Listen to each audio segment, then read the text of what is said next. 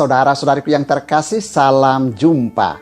Kembali Anda bertemu dengan saya, Pastor Igo Walerubun MEC, dalam permenungan dan belajar bersama untuk memiliki kecerdasan sosial bersumber pada pesan inspiratif dari Injil hari Minggu. Minggu 21 Februari 2021, Minggu Prapaskah pertama. Injil Markus pasal 1 ayat 12 sampai dengan 15. Markus mencatat sekali peristiwa Roh memimpin Yesus ke padang gurun. Di padang gurun itu ia tinggal 40 hari lamanya dan dicobai iblis. Yesus berada di sana di antara binatang-binatang liar dan malaikat-malaikat melayani dia. Perikop Injil Markus yang dibacakan dalam Minggu Prapaskah pertama ini sangat singkat, namun tentu syarat dengan pesan inspiratif. Karena itu, seperti biasa pertanyaannya adalah, pesan inspiratif apa yang dapat kita ambil dari Injil hari ini sebagai bahan ajar kita dalam proses belajar untuk memiliki kecerdasan sosial? Saya seperti biasa juga membatasi diri untuk mengambil 3 pesan inspiratif saja. Bagi saya, pesan inspiratif pertama adalah padang gurun. Penginjil Markus dalam Injilnya hari ini menceritakan bahwa Roh memimpin Yesus ke padang gurun.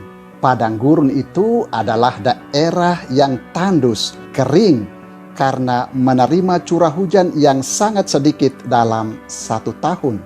Sehingga yang nampak adalah hamparan pasir atau tanah ataupun bebatuan dan batu karang tanpa tumbuhan. Di padang gurun itu sangat kecil kemungkinan bagi tumbuhan untuk bertahan hidup. Mungkin tumbuhan seperti kaktus atau pohon kurma atau pohon zaitun bisa bertahan tumbuh dan hidup di daerah gurun tertentu. Karena itu padang gurun sering menjadi simbol atau lambang yang menggambarkan kesulitan dan kesukaran hidup. Bahwa hidup manusia itu ada padang gurunnya.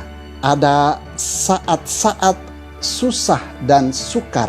Ada saat-saat kering dan merana. Bahwa hidup manusia itu ada saat-saat di mana sepertinya untuk mempertahankan hidup dan menjalani hidup begitu sukar, kering, dan sangat menderita.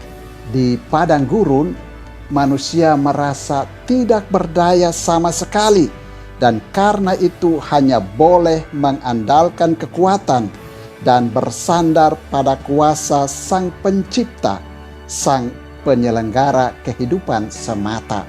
Maka pesannya jelas bahwa hidup kita ini tidak selalu ringan dan riang gembira, tidak selalu hijau, subur, dan berbunga-bunga. Tetapi ada juga saat-saat berat, suram, sedih. Ada saat-saat tandus, gersang, kersang, kering kerontang, dan tidak berbuah, tidak sukses. Karena itu, jangan putus asa dan menyerah, mandek, stuck, berdiam diri saat berada di padang gurun. Tetapi juga jangan cepat merasa puas diri dan merasa mapan dengan hasil yang dicapai, lalu duduk pangku kaki, malas, dan tidak mau berusaha ataupun bekerja lagi. Padahal roda kehidupan itu terus berputar. Maka bersikap fleksibel dan adaptiflah terhadap perputaran roda kehidupan tersebut. Sadar bahwa tidak selalu ada hujan karena akan ada matahari. Tidak selalu ada tenang teduh karena akan ada taufan dan badai. Maka harus selalu siap untuk menghadapi entah kondisi konsolasi ataupun desolasi dalam perjalanan kehidupan imanmu. Pesan inspiratif kedua adalah pencobaan.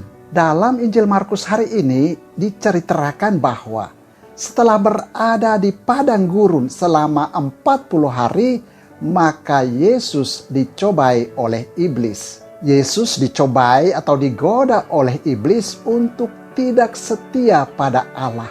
Situasi berada di padang gurun yang serba susah, kering kerontang, gersang, gampang sekali membawa manusia masuk dalam jebakan pencobaan. Muncul rupa-rupa godaan, pencobaan tentang makan minum, pencobaan tentang harta kekayaan, kenikmatan, dan kekuasaan. Kita belajar dari Yesus dalam Injil hari ini bahwa di dalam kehidupan manusia tidak akan luput dari pencobaan dan godaan, bukan satu kali, bukan dua kali, tetapi lebih dari 2 kali. Tetapi Yesus memberikan jawaban atau strategi ataupun program bagi manusia untuk bagaimana menghadapi dan menjawab cobaan ataupun godaan si iblis. Mungkin benar bahwa tidak ada satu manusia pun yang tidak akan mengalami cobaan atau godaan. Semua manusia akan mengalami pencobaan dan godaan. Namun, jangan sampai manusia dikuasai oleh cobaan tersebut ataupun kalah dalam menghadapi godaan-godaan itu. Karena itu, mari belajar strategi atau program kehidupan yang diberikan oleh Yesus saat Yesus dicobai oleh iblis sebagai jawaban atau senjata dalam menghadapi pencobaan hidup. Yesus mengajarkan pentingnya mendasarkan hidup pada firman Allah. Makan dari firman Allah. Batinkan firman Allah dalam diri sehingga hidup digerakkan oleh Allah dan firman-Nya.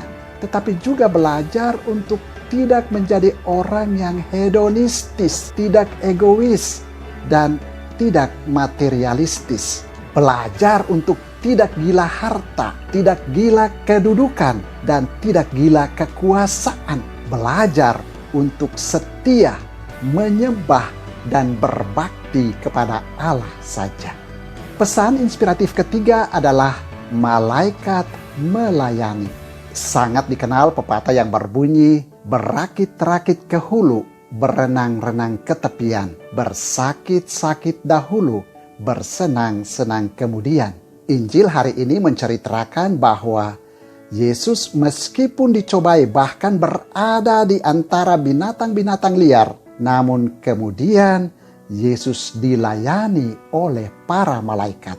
Memang perikop pencobaan di padang gurun yang dikisahkan oleh Markus sangatlah singkat, sehingga tidak mengisahkan secara detail cobaan-cobaan yang dibuat oleh si iblis kepada Tuhan Yesus. Tetapi misalnya kalau kita membaca kisah yang sama di dalam Injil Matius ataupun Injil Lukas, sangat jelas dan detail dikisahkan tentang 3 jenis cobaan yang diberikan oleh iblis kepada Yesus. Tetapi yang menarik adalah semua cobaan atau godaan itu dijawab oleh Yesus dengan program-program hidup yang jelas sehingga iblis pun tidak berdaya dan dengan malu pergi meninggalkan Yesus. Dan Yesus setelah mengalahkan si iblis, Yesus pun segera dilayani oleh para malaikat. Tindakan dari Yesus ini mengirimkan pesan kepada kita bahwa dalam menghadapi cobaan dan godaan itu, berusahalah untuk menghadapi dan kalahkan cobaan dan godaan itu dengan program-program kehidupan.